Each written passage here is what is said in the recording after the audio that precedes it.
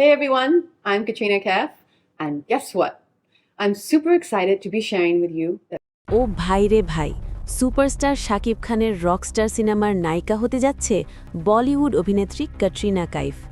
এখন প্রশ্ন থাকতে পারে, বলিউড অভিনেত্রী ক্যাটরিনা কাইফ কিভাবে রকস্টার সিনেমায় যুক্ত হলো, সেটা জানলে আপনার মাথা ঘুরে যেতে পারে।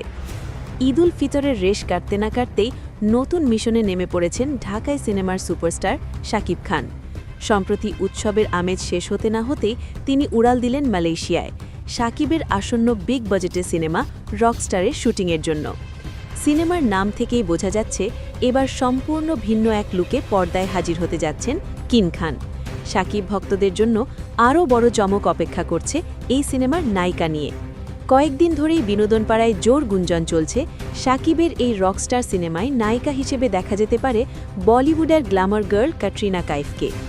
যদি এই গুঞ্জন সত্যি হয় তবে এটি হবে ঢালিউড আর বলিউডের বড় এক মেলবন্ধন। মালয়েশিয়ায় সিনেমার দৃশ্যধারণের প্রস্তুতি ইতোমধ্যেই শুরু হয়েছে।